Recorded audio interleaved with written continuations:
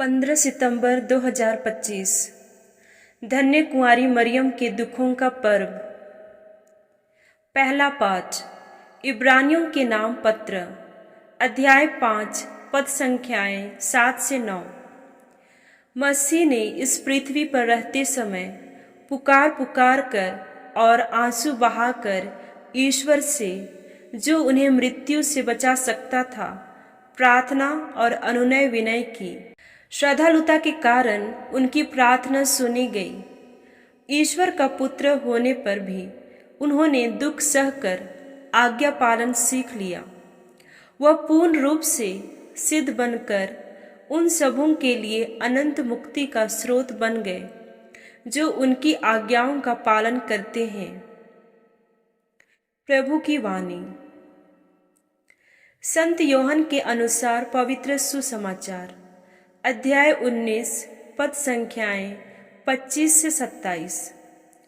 यीशु की माता, उसकी बहन क्लोपस की पत्नी मरियम और मरियम मगदलेना उनके क्रूस के पास खड़ी थी।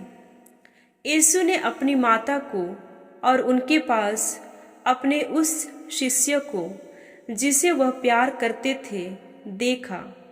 उन्होंने अपनी माता से कहा, भद्रे, यह आपका पुत्र है। इसके बाद उन्होंने उस शिष्य से कहा, यह तुम्हारी माता है। उस समय से उस शिष्य ने उसे अपने यहाँ आश्रय दिया। प्रभु का पवित्र सुसमाचार। मनन चिंतन। आज का पर्व हमें मरियम, हमारी माता, के हृदय में झांकने का अवसर देता है। जब यीशु का जीवन दुख और पीड़ा से भरा हुआ था, मरियम ने उन्हें चुपचाप, धैर्यपूर्वक और विश्वास के साथ सहा। सिमियोन ने पहले ही कहा था, एक तलवार आपके हृदय को आर पार बेधेगी। यह भविष्यवाणी कलवारी पर पूरी हुई, जब माता ने अपने पुत्र को क्रूस पर मरते देखा। मरियम के दुख हमें यह याद दिलाते हैं कि ईसाई जीवन हमेशा आसान नहीं होता। विश्वास हमें पीड़ा से मुक्त नहीं करता, बल्कि हमें उसे अर्थपूर्ण से जीने की शक्ति देता है। मरियम ने अपने दुख को विश्वास, आशा और प्रेम में बदल दिया। इसलिए वह दुख की माता होकर भी हमारे लिए आशा की माता है। आज जब हम अपने जीवन के दुख, असफलता या निराशा का सामना करते हैं, तो हमें मरियम की ओर देखना चाहिए।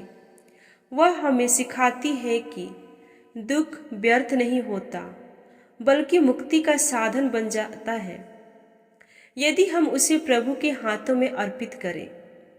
उनके साथ चलने पर हम सीखते हैं कि दुख हमें तोड़ता नहीं, बल्कि विश्वास में और गहरा बनाता है। क्या मैं अपने जीवन के दुखों को विश्वास और आशा के साथ स्वीकार करता हूँ? क्या मैं मरियम की तरह चुपचाप और धैर्यपूर्वक अपने क्रूस को उठाता हूँ?